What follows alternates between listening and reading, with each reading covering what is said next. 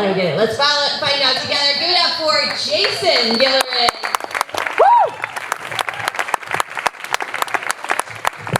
Condom on quickly. Condom on quickly.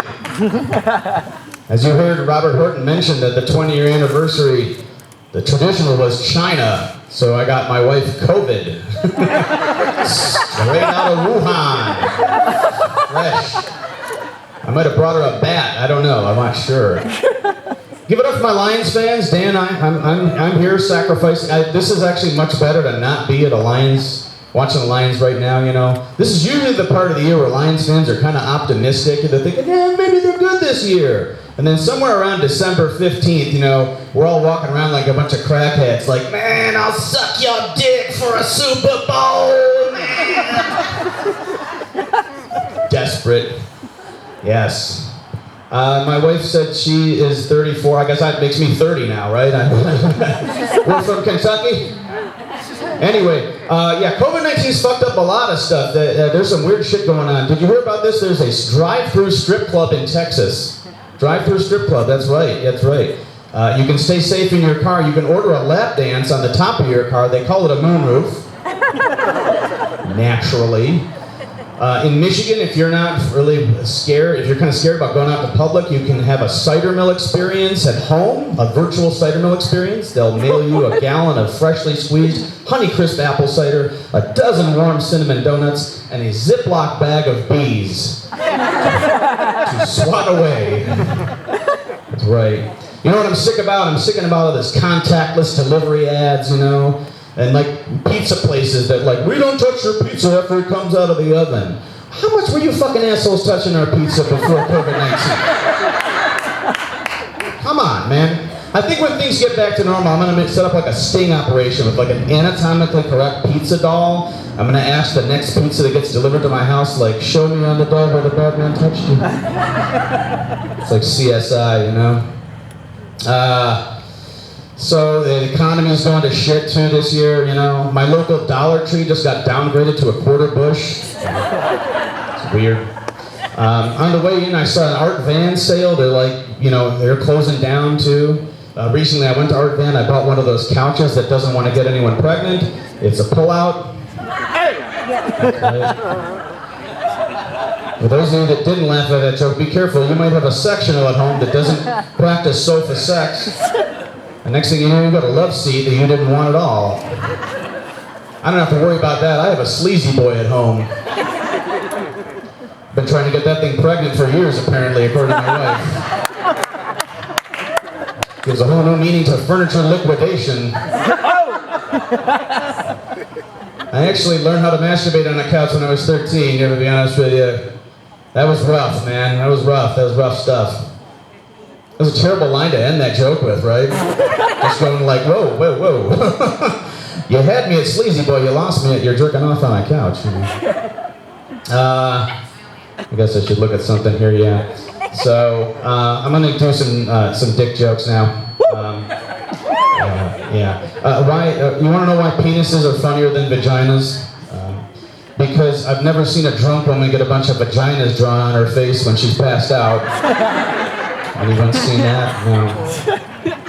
My dog is 16. I have an old dog. He's 16 years old. It's crazy, man. But he can't like see or hear almost anything anymore. So we're not going to let him get his driver's license this year. That's for sure. He's 112 in human years. 112, man. That explains some of the racist shit he's been saying to me lately. This dog is not woke at all. But that's because he sleeps like 18 hours a day. It's understandable. You know, it's one of those things he says, I don't see color, but really what dog does? Oh! And then I tell him, I'm like, dude, black labs matter.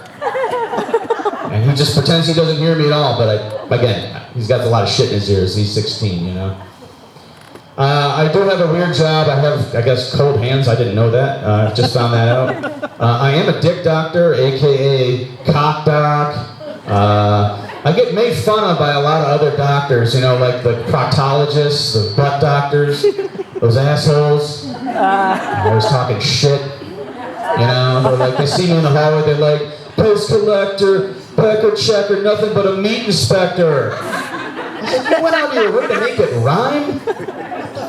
man. I like to call myself something a little more sophisticated. I like to call myself like the snake handler, or the Detroit Piston, you know?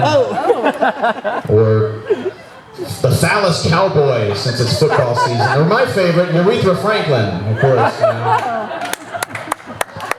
I work with doctors who have like built-in nicknames already. Their names are like synonymous. Like I work with a guy named Dr. Johnson and like Dr. Wood. I was like, I'm jealous of these guys. They just were like born to be cock docs, you know? I want my last name Gillerin to be synonymous with like the male genitalia. So I propose that a Gillerin is a penis that is larger than what you expected it to be. Hear me out. A 90-year-old guy comes into my office. Maybe he's Asian, maybe he's not, I don't know. But anyway, who takes down his tighty whities. They're actually like a loose and beige at this point. He's 90. He's almost as old as my dog, okay? Give him a break. And I have him take him down, and he's like... And I gotta like step over the damn thing, which normally is a normal move I gotta do because I usually do that for 90-year-old men, but it's usually because of their balls, you know? Because their balls have moved down to Miami by that point. And I'm like, well, that's a Gillerin. I did not see that one coming, you know? But we need something that's like the opposite, like, I don't know, what's your last name, buddy? Lanvoris. Is that right? Lamboris, close enough. Okay, a Lamboris, we'll call that nickname for a penis that is a little bit smaller than what you expected it to be, okay? Hear me out. Take it easy, hear me out. Like a 6'5" basketball player comes into your office. Let's say LeBron James walks in and he's got a pig in a blanket and you're like, whoa, what the fuck, man? That's a Lamboris. That's not what I expected at all. The good news is you may not have a Lamboris. Maybe you've got a Gillerin, I don't know. I'll have to like take your word for it. I'm not going to examine you for sure. We've had to like change our practice a little bit at our office to like deal with COVID-19. For example, like I have to do these contactless penis exams, so we're doing them through like glory holes. Yeah, I know. It's fucking weird. It's like, I mean, I'm glad I've never actually been on either side of a glory hole. If you don't know what one is, I'm jealous. It's really, I wish I was you. I never know why they call it a glory hole. It's so stupid. It's like, the word glory is like associated with something like heavenly and religious, you know, like, glory to God in the highest, and to this guy whose dick is sticking out of drywall. That's not glory. Nothing glorious about that. And the last thing I've had to do, I've had to switch over to having guys do drive-by prostate exams now, you know? So they just bring their car up, roll their window down, and stick their asses out. It's also called a moonroof. Okay. All right, thanks everybody. That's my time. Always fun. Enjoy.